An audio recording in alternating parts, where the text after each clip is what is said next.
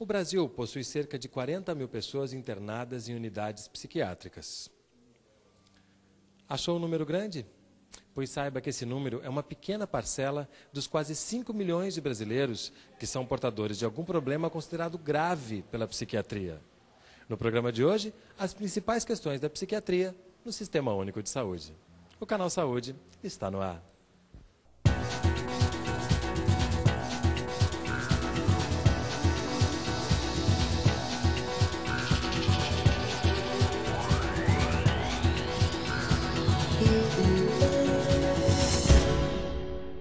Para conversar sobre as transformações da psiquiatria no SUS, o Canal Saúde convidou Ana Cristina Figueiredo, supervisora de CAPS, diretora de ensino do Instituto de Psiquiatria do FRJ, Adriana Gaudêncio, psicóloga, coordenadora da Assessoria de Saúde Mental da Secretaria Estadual de Saúde do Rio de Janeiro, Maria das Graças Demarques Viana, dona de casa, familiar e voluntária do CAPS Pedro Peregrino, e Sérgio Levkovitz, doutor em psiquiatria, presidente do Centro de Estudos do Instituto Municipal Felipe Pinel. Apesar de continuar cercada de preconceitos, a ideia de loucura vem se transformando a partir da chamada luta antimanicomial.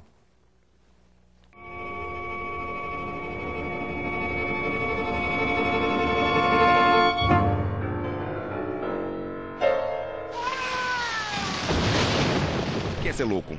Ser louco é você ter problemas. Louco? As pessoas que têm coragem de fazer o que têm vontade. A loucura é a genialidade não entendida. Durante mais de 200 anos, a humanidade segregou o chamado louco dentro dos hospitais psiquiátricos. A justificativa era a necessidade de tratamento. Mas quase sempre o resultado era a violação dos direitos humanos, demonstrado desde o mais banal preconceito até as cenas de tortura e morte. O tratamento, se a pessoa se cuidar, parentes, familiares ajudar. Quem deveria se cuidar é quem não entende a loucura. De acordo com o dicionário Aurélio, a palavra loucura significa tudo que foge às normas, o que é fora do comum. Diz também que loucura é falta de discernimento e insensatez. A luta antimanicomial é histórica e ganhou força a partir dos anos 70, quando a sociedade começou a questionar o tratamento dado aos pacientes com problemas mentais. Eu acho que, assim, carinho dos familiares, né, o aconchego da família e assim, os remédios receitados, assim, seria melhor do que uma clínica. Nise da Silveira protagonizou o início dessa mudança. A luta dela era dar qualidade de vida aos pacientes com transtornos mentais. Dados da Organização Mundial da Saúde apontam que os transtornos mentais de cerca de 450 milhões de pessoas do mundo inteiro ainda estão longe de receberem a mesma relevância dada à saúde física, principalmente nos países em desenvolvimento. Mas isso está mudando, dizem os especialistas. No Brasil, houve avanços no tratamento da saúde mental. Deixou de ser vista como uma especialidade à parte e passou a integrar o Sistema Único de Saúde. Mas, afinal, o que é loucura? Que imagem fazemos da pessoa com transtornos mentais? Quem é maluco? O que é ser maluco? Eu sou maluco, e você? Bom, eu acho que a matéria mostra essa transformação gradual, né? A gente tinha um modelo e está se buscando um novo modelo, mas isso não pode ser feito de uma hora para outra, né, Ana? Tem que ter essa passagem, né?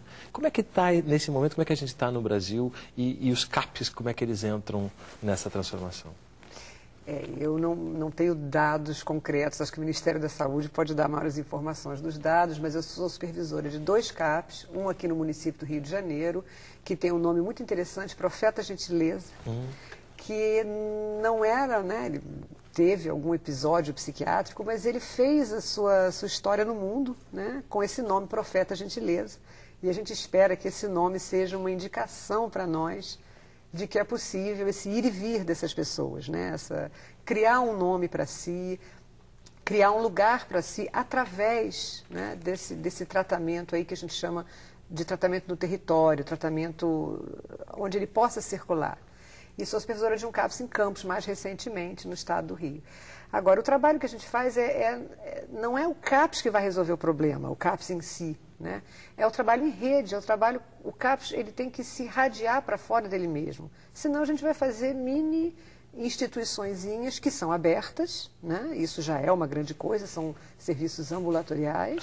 Que as pessoas, né? As vão pessoas até entram ele e saem, ninguém fica lá. A gente tem uma proposta de CAPS 3, que é acolhimento noturno, mas por uma temporada pequena, e que a gente sabe que não vai substituir internação, vai tentar minimizar, né, a internação como um recurso clínico. A ideia não é acabar com a internação simplesmente. A ideia é a gente poder fazer de um outro jeito. Em determinados casos, os pacientes precisam ser internados, mas que sejam internações breves, curtas, de crise e principalmente acompanhadas. É uma transformação muito cuidadosa, muito ética. Em termos de dados do Estado do Rio de Janeiro, né, representando aqui a Secretaria de Estado, nós tínhamos em 99 16 CAPs no estado todo. Hoje são 85 CAPs funcionando entre CAPs de adulto, CAPs para criança e adolescente e CAPs para usuário de álcool e drogas. São específicos? Tem dispositivos diferentes, né?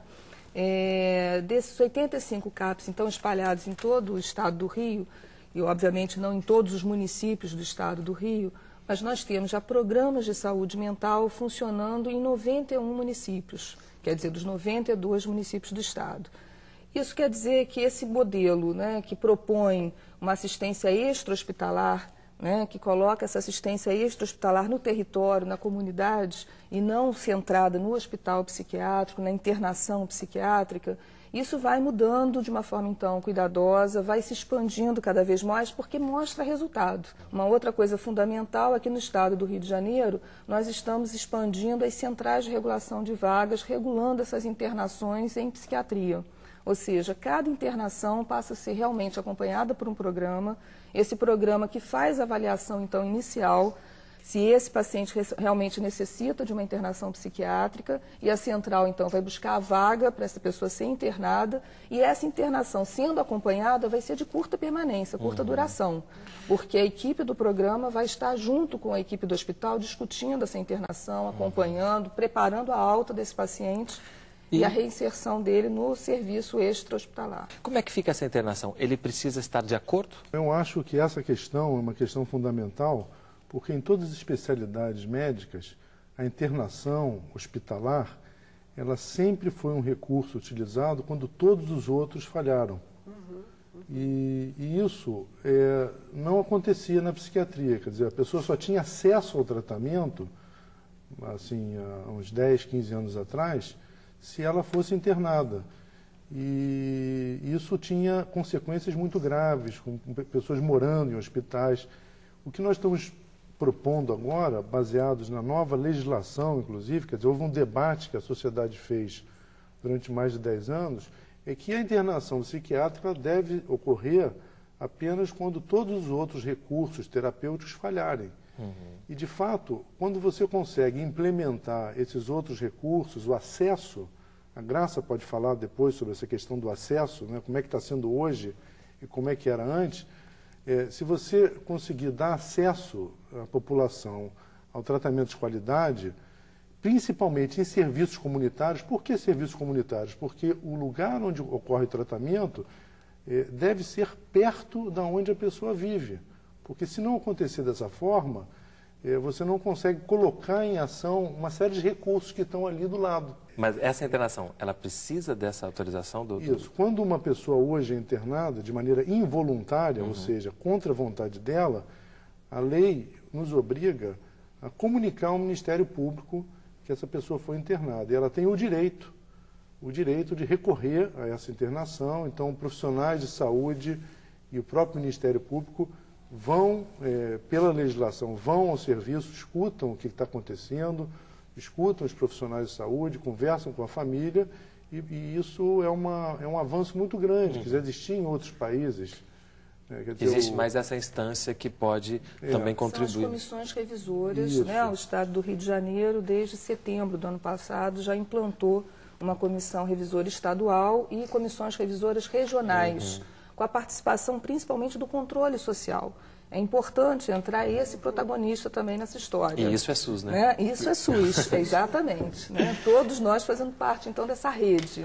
Graça, como é que essa questão do acesso que ele estava falando, como é que foi isso para você, né? De você encontrar acesso no Sistema Único de Saúde para poder dar conta desse sofrimento que vocês estavam passando? Existia alguns anos atrás, né, muita dificuldade assim, do tratamento psiquiátrico. Tá? Você ia ao hospital, você marcava a consulta para daqui a 3, 4 meses, medicação, tá? Nem se fala, tá? Era difícil. Às vezes você nem passava pelo médico, você chegava com o seu paciente lá para pegar a sua receitinha para casa. Hoje em dia já não está assim, tá? Você vai ao ambulatório, tá? Não precisa marcar, vai com o seu cartãozinho, tá? Você é atendida na mesma hora, sabendo que está o dia do médico, tá? Você é atendido, você não tem que marcar mais nada, tá? Quando você tem necessidade, você vai até lá e encontra atendimento. Encontra atendimento, tá? Isso acontece, tá? Lá no Comari, onde eu participo, né? Que é o ambulatório do Comari, né? Tá? Eu chego, eu sei o dia que é o dia do tal médico que vai estar atendendo, tá? Não tenho que levar o horário, eu que vou saber o horário que eu posso levar minha irmã, tá? Isso foi muito importante, porque você ficava à mercê, assim, daqui a 2, 3 meses. Poxa, mas daqui a 2, 3 meses já agravou aquele problema que a pessoa tinha, tá? Agora já não está mais assim. Agora você chega, você é atendido, tá? No CAPS, mesma coisa, você aciona o CAPS, tá? Eu, pelo menos, aciono muito o CAPS. O Pedro Peregrino, então, já não me aguenta mais, porque eu aciono mesmo, né? Porque quem vai ao CAPS, lá o contrário, né? A minha irmã não vai ao CAPS, o CAPS vai à minha irmã. Tá. A gente vai entender melhor como funciona isso no próximo bloco. A gente volta já.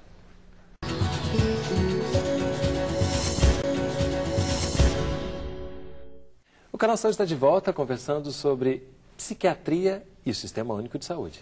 Com Ana Cristina Figueiredo, Maria das Graças Demarques Viana, Adriana Gaudêncio e Sérgio Levkovitz. Graça, no final do bloco anterior você estava nos contando que nem sempre a sua irmã vai ao CAPS. Muitas vezes o CAPS vai até ela. Como é que funciona isso? Eu quando preciso, né? Tá. Ela tem uma deficiência, é uma deficiente mental grave, tá? E ela não convive bem no ambiente CAPS, tá? Talvez seja o passado de clínica, a gente não sabe o que passa naquela mente, a gente não sabe, porque ela não sabe se comunicar, né? Porque ela ficou internada há muito tempo, né? 15 anos de internação, tá? E naquele ambiente ali, ela fica muito agitada, não quer entrar, quer de qualquer maneira ir embora. O que eu faço? Telefone pro CAPS, tá? Olha, está acontecendo isso, tá? Aí o CAPS prontamente, tá? Atende, claro. Eu estou sempre participando também, tá, do grupo diário do CAPS. Isso é muito importante. Que é o controle social que a gente estava falando aqui, Isso, né? É o grupo diário que procura interagir, né, tá, naquela área sua ali, os familiares. Aí o que você faz? Tá? O CAPS vai até você, tá? E se for, tá, a parte psiquiátrica, tá, com eles, também se não for, tá, ele diz, olha, tá, não é psiquiátrico, ele vai dar o caminho a você percorrer o caminho. Isso é muito importante. Você não tinha esse caminho a percorrer, você sozinha tinha que caminhar sozinha.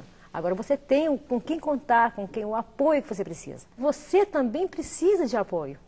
Tá? Talvez eu não sei se você teria condições de receber a sua irmã em casa sem esse suporte do CAPS, né? Não sei se... Não teria. Não teria. Essa ideia de que o familiar e o próprio paciente, como a gente, podem ser elementos fundamentais no tratamento, ela supera muito a ideia da delegação de cuidados, ou seja, não é mais o profissional de saúde sozinho que vai cuidar, nós vamos ajudá-la a cuidar. No caso da Vânia, né, da irmã da Graça, ela teve essa felicidade, ou seja, essa irmã nunca perdeu o vínculo, né? Mesmo com as internações, 15 anos de internação, a Graça sempre esteve presente no hospital, visitando, passando o dia com ela. Então, esse vínculo não foi rompido. Mas nós temos mais de 3.000 pacientes psiquiátricos internados em hospícios, em hospitais, que não tem mais vínculo nenhum familiar. Você está se referindo ao estado do Rio de Janeiro. Rio de Janeiro. Né? Só no estado do Rio de Janeiro. Esse número é maior no Brasil, né? Brasil. né? Nós temos no estado do Rio... Que são resultado desse tempo todo que se tratou de segregação, né? De exclusão, ou seja, a família perdeu o vínculo, perdeu o contato. Esse contato que no caso não aconteceu. Eu acho que é importante que a Adriana está trazendo da experiência aqui do Rio de Janeiro, por exemplo, por conta de que hoje nós temos, além dos CAPs, nós temos um dispositivo que não existia antes, que são as residências terapêuticas, ou seja, é uma casa com suporte, com ligação com o CAPS, onde o morador do hospital psiquiátrico, que já perdeu esses vínculos familiares, ou que tem muitas dificuldades nesses vínculos, ele tem uma casa que é financiada pelo SUS, onde ele pode morar. Onde ele pode conviver com vizinhos. Restabelecer de alguma forma os vínculos sociais. Isso, sei lá, há 10, 15 anos atrás, era impensável. Quer dizer, como é que a gente ia modificar um modelo sem o CAPS, sem a família, sem uma residência terapêutica? Onde é que você vai, para onde você vai encaminhar uma pessoa que já perdeu esses vínculos, né? E a ideia é que exista uma residência terapêutica em cada um desses grandes hospitais que ainda permanece? Não. A residência não é ligada ao hospital, as residências são na comunidade, nos bairros, casas alugadas pelos municípios, pelas secretarias municipais de saúde, com recurso do SUS e através do fechamento do leito psiquiátrico. Né? Tem então, cuidador, né? Na verdade, o recurso que o SUS utiliza é esse, o recurso do leito psiquiátrico que financiava a internação, agora passa a financiar essas moradias, onde as pessoas, então, vão estar residindo no máximo 8 pessoas por casa, né, e vão se tratar no CAPS, ou no ambulatório, ou no PSF, enfim, o tratamento é fora da casa. Inclusive, né? tem um programa chamado Programa de Volta para Casa, que é um programa do Ministério da Saúde, do SUS, muito interessante, em que esses moradores que estão há muito tempo em hospitais e vão para uma residência, durante os 2 primeiros anos, se não me engano, né? Durante os 2 primeiros renovável por mais um ano, ele recebe uma espécie de pensão para que ele possa se enraizar na comunidade. Não é só para residência, não. Mesmo que o paciente volte para a família, ou vá morar sozinho, né? Tem autonomia para alugar sua própria casa, ou vai se casar, como tem caso de usuário, de paciente que sai do hospital, se casa e constitui sua própria família, tem direito a esse benefício. O programa de volta para casa que vale também para a casa da família. Ele vai voltar para a casa da família. Então, existe além da possibilidade de ele estar aposentado, ele recebe um incentivo através de uma espécie de bolsa, né, uma espécie de pensão, durante 1 ou 2 anos. E isso cria condições materiais para que ele possa se enraizar novamente. Quer dizer, e só esse contato com a comunidade tem um efeito mágico, né? Como a Graça está nos relatando. Né? O CAPS está sendo muito falado, mas o CAPS, além de ser um serviço que recebe as pessoas, um serviço do tipo ambulatorial ampliado, porque é um serviço de convivência, né? O CAPS não é só um serviço, ele deve ser, está tentando ser, e a gente ainda tem muito caminho para percorrer, um dispositivo que se articula a outros dispositivos, dentro e fora da saúde. Por exemplo, parceria com a Secretaria de Desenvolvimento Social, com a arte, com a cultura, com a educação. Então, a gente tem um trabalho... Programa de saúde da família, que é a atenção básica. A gente tem que trabalhar em parceria permanentemente, dentro da equipe do serviço e interequipes de vários outros dispositivos, inclusive os fora da saúde. Então, é importante a gente dizer isso, que o CAPS ainda está muito novinho ainda está começando e ele não pode se fechar em si mesmo como serviço, porque aí a gente vai fazer mini hospitaizinhos ou mini ambulatórios isolados. Né? A ideia é que a rede seja uma rede heterogênea e isso significa uma mudança de mentalidade muito grande, a começar pelos próprios profissionais. Isso que você falou, profissionais. Quando a gente fala de preconceito, a gente fala da sociedade como um todo, os profissionais fazem parte dessa sociedade, eles comungam desse preconceito conosco. Como é que é essa questão? Como é que se faz essa transformação desse profissional para que ele possa também ter esse novo olhar? Né? Valorizar esse profissional também, né? O conhecimento, a relação que de alguma forma ele tinha com esse paciente internado, e essa experiência vem demonstrando um resultado muito interessante. O Estado do Rio de Janeiro, a Secretaria de Saúde do Estado do Rio, fechou um hospital psiquiátrico que funcionava há muitos anos na região serrana, em Carmo, um hospital, então, que abrigava 280 pacientes do sexo masculino e pessoas com uma média de internação de 30, 40 anos de internação. Completamente isoladas, completamente desvinculadas da família, do meio social, pessoas que eram internadas do estado todo nesse hospital, né, em Carmo. E desde 2000, então, o Estado iniciou um processo de desativação desse hospital, que recebeu uma pontuação muito baixa numa avaliação geral, e não por falta de profissionais. Era um hospital com 280 pacientes internados e 400 funcionários. Era para ser um hospital de excelência, não é? Praticamente 2 funcionários por paciente. Mas não era esse o quadro que nós tínhamos lá, né? Uma desassistência muito grande, paciente num estado geral de saúde, né? Muito grave, óbitos acontecendo, né? Num número muito elevado no hospital. Então, por isso, a Secretaria resolveu desativar esse hospital, mas investir num certo número, claro, não na equipe toda, mas no número de profissionais, que realmente se angustiava, se sentia mal com aquela situação, sem saber o que fazer. Né? Então, foi um processo de 5 anos, o hospital foi fechado no ano passado. Desse número 280, tirando os óbitos, 90 pessoas foram reinseridas nos seus municípios de origem, voltaram para suas famílias, a gente conseguiu resgatar esse vínculo através de licenças, né? Então foi um processo gradual, elas são acompanhadas no CAPS do município para onde elas voltaram, e 159 pessoas estão morando em residências terapêuticas no próprio município de Carmo, ou seja, são 29 residências terapêuticas.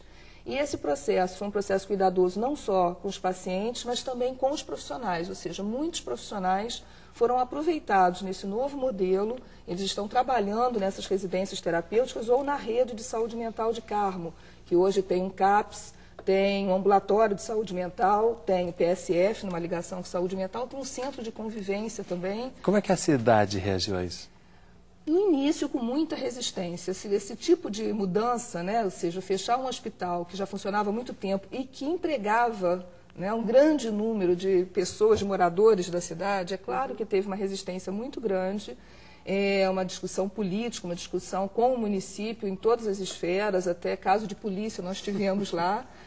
O aluguel das casas, conseguir que a Secretaria Municipal alugasse 29 casas, isso realmente é um processo difícil, quer dizer, muito medo, como é que vai ser, ter uma casa com um monte de loucos morando do meu lado, o que vai acontecer, eles vão pegar a criancinha no meio da rua, né? Eles vão atacar, agredir, mas enfim, esse é o imaginário, esse é o fantasma, esse é o grande medo, é o preconceito, porque essas pessoas, embora estivessem no município há 30, 40 anos, essa colônia era muito isolada.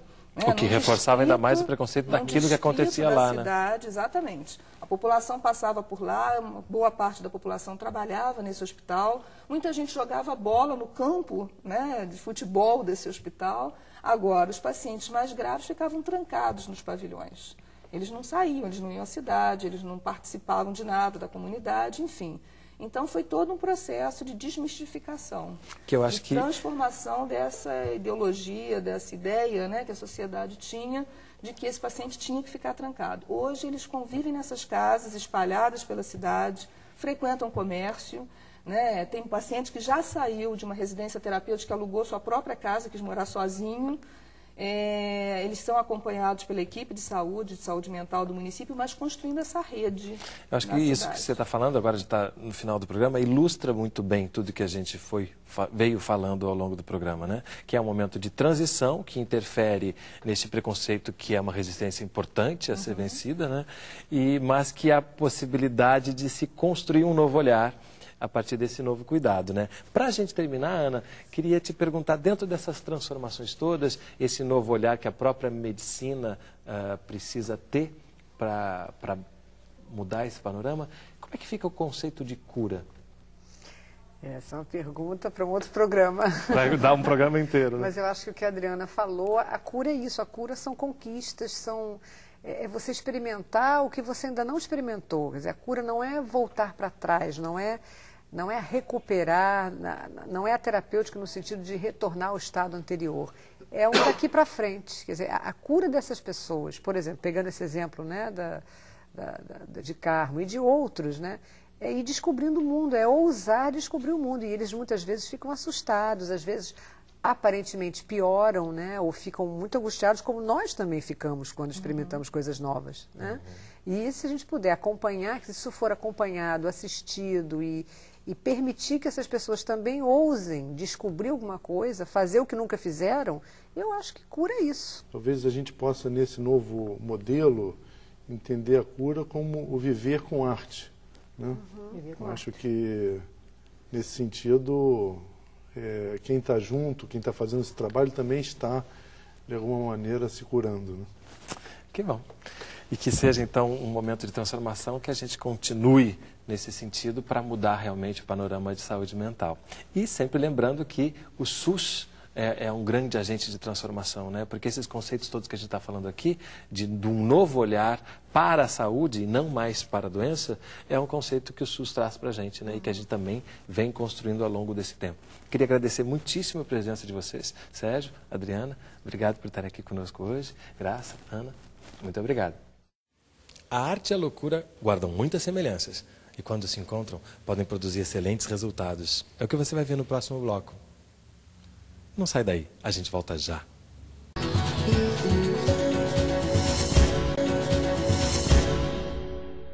Pierre Jouvet, no seu livro Comentários, diz: a arte dos loucos pode tocar-nos, enriquece-nos, porque encontramos em nós essas estranhezas. Nós somos o grupo de teatro Pirei na Cena. Milagre de Deus. E quando nos multiplicamos, o milagre da ciência. A peça fala de loucura e sexualidade. O Pirei na Cena é um grupo que aplica as técnicas do teatro do oprimido de Augusto Boal. O grupo é formado por pacientes, pela família e simpatizantes. Desde que o teatro entrou na vida dessas pessoas com transtornos psíquicos, os períodos de internação e de depressão diminuíram, a adesão ao tratamento aumentou e a vontade de viver ressurgiu. O projeto Teatro do Oprimido na Saúde Mental tem o apoio do Ministério da Saúde. Para qualquer pessoa, você fazer outros personagens, né, você vivenciar problemas que você já teve, né, porque o Teatro Oprimido a gente trabalha com as histórias reais das pessoas, os seus próprios problemas. Então, às vezes, você vivenciar aqueles problemas, aquelas opressões que você vive, que não são só suas, né, porque na verdade a gente está numa sociedade, então são problemas coletivos. Então, a gente consegue trabalhar isso e você faz, através do teatro, uma pergunta sobre um problema que você vivenciou. E essa resposta vai vir da plateia, vai vir da própria sociedade. Também a arte como instrumento de superação e ressocialização. A proposta da TV Pinel é enlouquecer, delirar, transformar, reinventar a mídia brasileira. Muitas pessoas chegam para nós e dizem, poxa, mas o usuário faz aquilo, mas quem é que deu a ideia daquilo? Foram os profissionais. A gente fala, não, foram os usuários que deram as opiniões de pauta, que participaram da edição, que fizeram a produção. Então, a gente vê o quanto isso vem mudando para a sociedade e para os próprios usuários. A TV Pinel existe há 10 anos e trabalha com o método das TVs comunitárias. Realizada por usuários e técnicos do Instituto Felipe Pinel, no Rio de Janeiro, ela possibilita que esses grupos se apropriem da tecnologia do vídeo e produzam imagens sobre seu cotidiano, sua expressão pessoal e social, reconstruindo assim sua autoimagem. Mudou na sua vida, Jaqueline, desde que você passou a integrar a equipe da TV Pinel? Mudou muita coisa, que eu aprendi muitas coisas novas, eu gostava de fazer outras coisas, mas eu aprendi muitas coisas novas na televisão. Quero ser repórter, um dia eu vou estudar para ser repórter, faço muitas coisas aqui, faço vinheta, faço perfil, faço várias coisas. De homem a homem verdadeiro, o caminho passa pelo homem louco. Michel Foucault.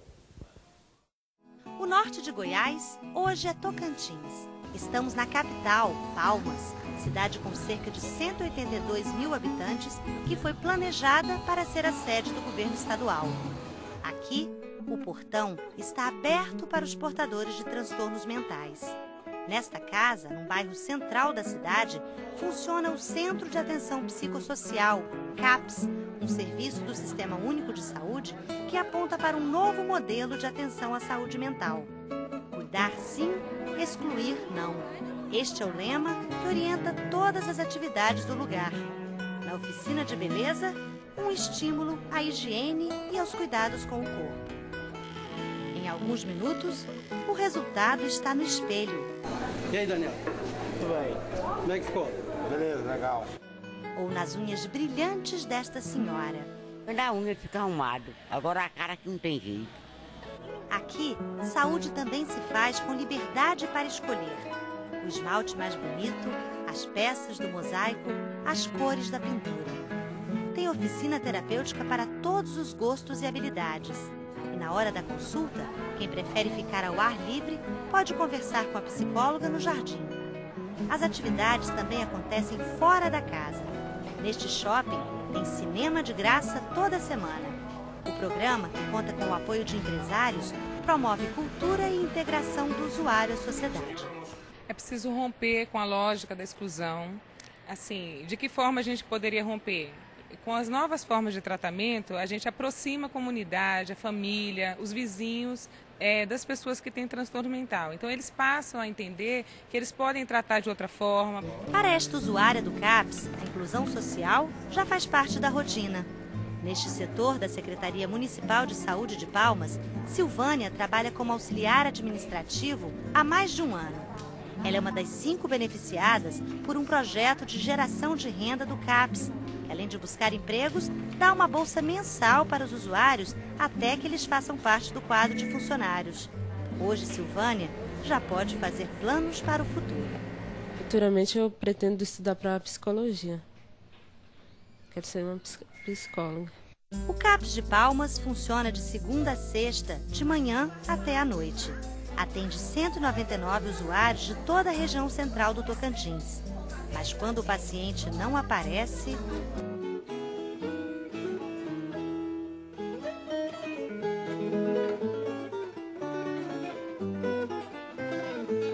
O motivo da visita de hoje? Entregar os medicamentos que Onete não pode deixar de tomar. Mas por que você não foi no CAPS hoje? Porque ontem já fui passando mal, né? O que você tem? Tava com febre, dei uma noite de febre, gripada, e a menina ficou doente. Eu fui pro CAPS, mas a menina tava doente. Quando eu tô violenta dentro da minha casa, que eu vou pra lá, é totalmente diferente. Porque lá os povos me dão muita atenção. Aqui eu só tenho minha mãe, né?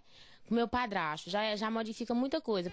Em todo o país, o trabalho dos CAPS tem contribuído para diminuir as internações e consolidar a saúde mental voltada para o indivíduo, com sua história, sua cultura, sua vida cotidiana.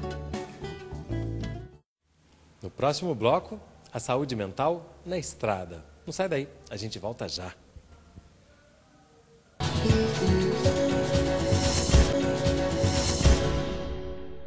Raul Seixas já dizia: a arte de ser louco é jamais cometer a loucura de ser um sujeito normal. Mas afinal, o que é ser normal? Jorge e Rafael vivem em Porto Alegre, no bairro Santana, região central da cidade. Neste bairro de classe média alta, a vizinhança já se acostumou com a rotina deles, parecida com a de tantos outros moradores. Para mim é o bife. Bife não tem aqui, né? Só de fígado. Quanto é que tá a galinha? Jorge e Rafael são portadores de sofrimento psíquico, o que não impede que convivam entre as outras pessoas ou que façam a maioria das coisas que todo mundo faz. Sempre vem aqui na loja, a gente atende eles, são muito queridos, né? Calmos, passa, a gente atende legal eles, assim, eles são pessoas normais que nem nós, a gente acha assim que não deve tratar diferente, né? Mas nem sempre foi assim. No passado, o destino de pessoas como Rafael e Jorge era bem longe do convívio social. Era aqui, no Hospício São Pedro, que ficavam internados não só portadores de sofrimento psíquico, mas também aqueles que apresentassem desvios de conduta inaceitáveis na época. O hospício foi inaugurado há 122 anos e construído em uma área de quase 14 mil hectares. Na década de 70, mais de 5 mil pessoas estavam internadas aqui. Além da mentalidade conservadora da época, a falta de medicamentos que controlassem os surtos psíquicos também tornava a exclusão o caminho mais fácil. Hoje, a antiga construção do São Pedro faz lembrar um passado que há muito se tenta apagar no Rio Grande do Sul. O estado foi o primeiro do país a criar a lei da reforma psiquiátrica ainda em 1992, 10 anos antes do resto do país. Com a lei, ficou determinado que as internações só devem acontecer durante os surtos e pelo mínimo de tempo possível. Os hospitais não podem mais ser a moradia de quem tem distúrbios mentais. Hoje, o antigo Hospício São Pedro é um hospital psiquiátrico que ainda abriga mais de 400 pacientes. Pessoas que perderam totalmente o vínculo com a sociedade devido ao longo tempo de permanência aqui. Mas novos moradores não são aceitos. Nesse processo, então, foi surgindo a necessidade de uma abordagem terapêutica que fosse multiprofissional, multidisciplinar, transdisciplinar muitas vezes. Para quê? Para poder tornar possível ao paciente acreditar que ele era portador do potencial de viver em sociedade, próximo dos familiares ou dos seus escolhidos, e para também, de certa forma, fazer o processo terapêutico atuar sobre a sociedade em torno. Com as mudanças da reforma psiquiátrica, foi criado pela Secretaria Municipal de Saúde o Serviço Residencial Terapêutico. Casas onde pessoas com sofrimento psíquico vivem em pequenos grupos. Os moradores dos residenciais são divididos de acordo com o grau de autonomia que têm. Nesta unidade, a Pensão Nova Vida, os usuários recebem assistência 24 horas por dia. Já no Serviço Terapêutico Gomes Jardim, onde vivem Rafael e Jorge, a visita da equipe de saúde mental acontece apenas uma vez por dia. Os moradores têm total liberdade e convivem em harmonia com a vizinhança. Olha, eles passam, nos cumprimentam, conversam. O vizinho ali da frente traz jornal do fim de semana para nós ler, né? E tem pessoas que param para conversar com a gente, saber como é que a gente é, o que a gente pensa, né? O que a gente faz, como é que é aqui, né? Então a gente, em poucas palavras, vai explicando, né? Mostrar que para colaborar também. O vizinho da frente, que cede os jornais, confessa que ficou preocupado quando soube da chegada dos novos moradores ao bairro. Receio que logo desapareceu.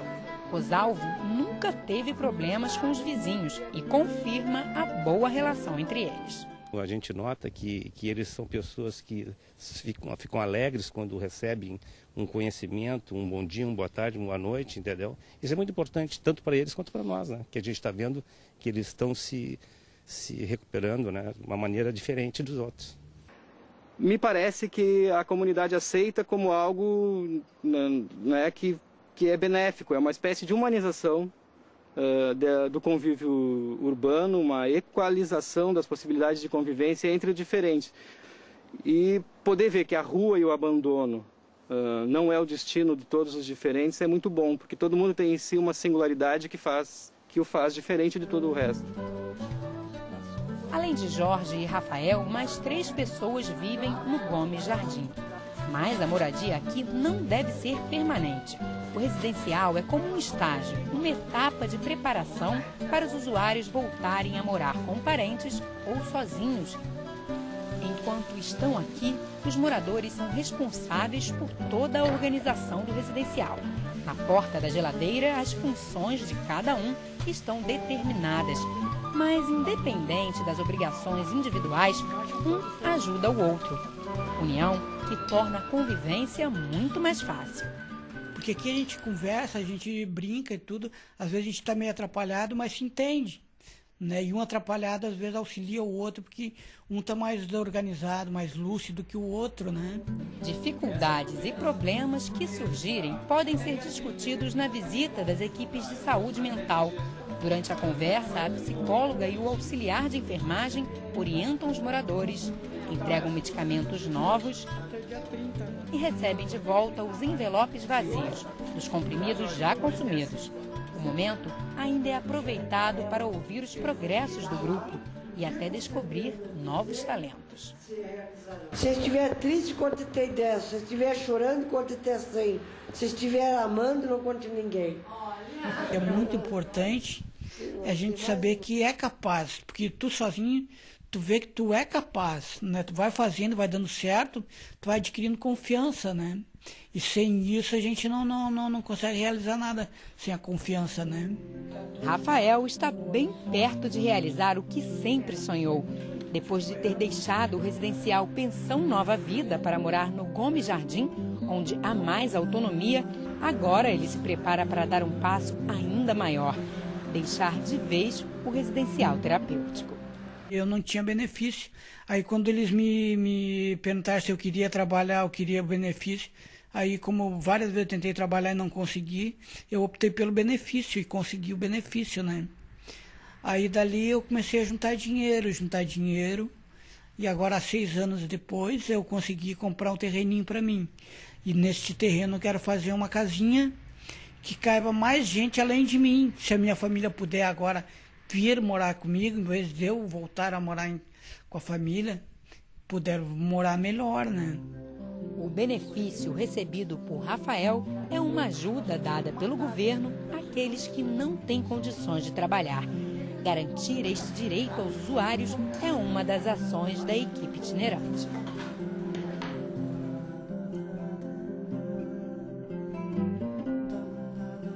O terreno escolhido por Rafael é este aqui. Fica no bairro Quinta do Portal, a 40 minutos do centro de Porto Alegre.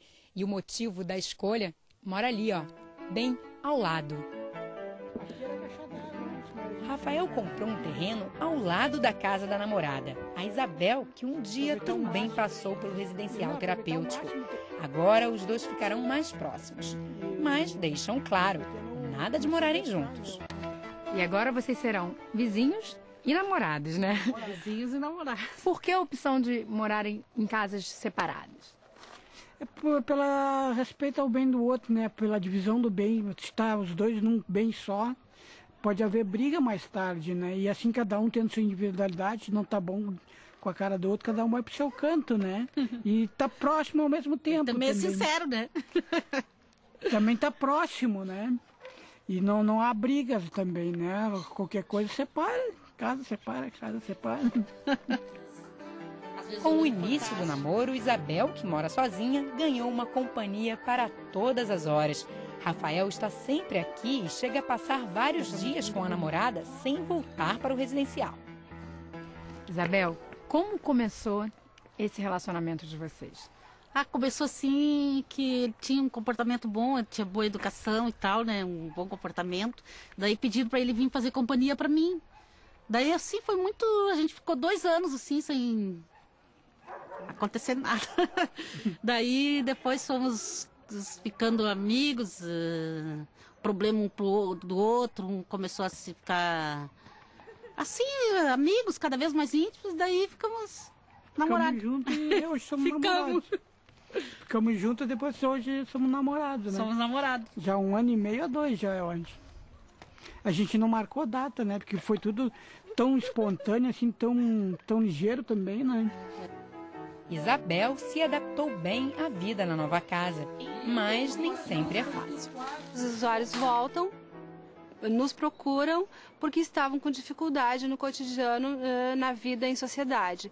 Ou porque não estavam se dando bem com a família, ou porque não estavam conseguindo aderir ao tratamento, ou porque estavam precisando reinternar.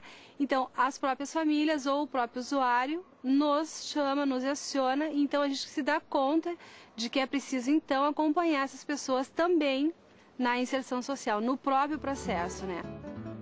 Por isso, o grupo do Serviço Residencial Terapêutico criou um programa de visitas em 2002, batizado de Equipe Itinerante, que dá assistência frequente aos usuários que já conquistaram uma moradia.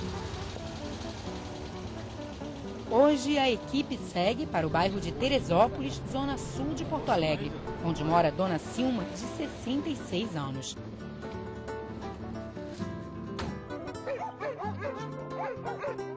Depois de 6 anos vivendo no residencial terapêutico, Dona Silma hoje está morando na própria casa. Está aqui desde 2003. Vive com o filho Jadir, que deixou o município de Sapucaia, também no Rio Grande do Sul, para cuidar da mãe. A aproximação dos dois contou com a ajuda da equipe itinerante. É que a experiência de morarem juntos é novidade. Por causa do desequilíbrio mental, Dona Silma não pôde cuidar de Jadir como ele precisava quando era mais novo. O início da reaproximação foi difícil por causa do temperamento de Dona Silma. Mas o cuidado e a atenção que faltaram no passado, hoje são praticados a todo momento pelos dois. Pensei assim, não tem cabimento, né? Um filho mais novo, solteiro, morando afastado da mãe que precisa, né? Não tem cabimento, uma ignorância, isso é imensa, né? O que eu fiz? Trouxe as minhas coisas de lá pra cá, né? Minha bagagem tá aqui. Trouxe meus cachorros, que esses cachorros eram de Sapucaia, trouxe os cachorros. Temos aí, montando a nossa família, eu, a mãe e os cachorros. Uma experiência muito boa. Eu me sinto melhor por causa que coisa que eu não posso fazer, ele me faz pra mim, né? Que eu não posso. E onde é que eu vou tirar um parente para me ajudar como ele me ajuda? Né? Ele faz um cafezinho, ele me faz... Se é preciso buscar um remédio que eu não posso ir buscar sozinha, ele vai buscar para mim. Hoje, o relacionamento está muito melhor e o acompanhamento da equipe itinerante foi determinante. O mais importante para o grupo é resolver os conflitos enquanto eles estão acontecendo, para que a situação não se agrave, inviabilizando a convivência. Por isso, as visitas são frequentes. O filho chegou no momento que ela também já estava, né, pronta para receber, e as dificuldades dela que ela vinha apresentando no dia a dia, a equipe itinerante veio acompanhando e orientando e podendo resgatar algumas coisas, esses vínculos que ela, ao longo de toda a trajetória de sofrimento dela, ela foi perdendo, né, vínculo com os netos, com os filhos.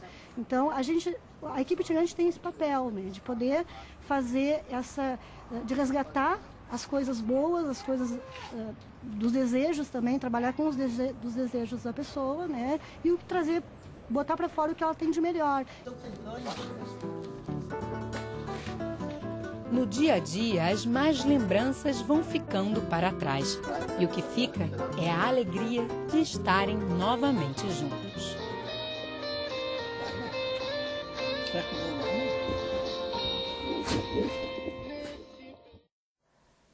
Cada vez sou menos doutora e mais Nise. Nise da Silveira. E o Canal Saúde de hoje fica por aqui. Se você quiser entrar em contato conosco, nosso telefone é 0800 701 8122. Ou então acesse www.canalsaude.fiocruz.br. E a gente se vê no próximo programa com mais um assunto que tem tudo a ver com a sua saúde. Até lá!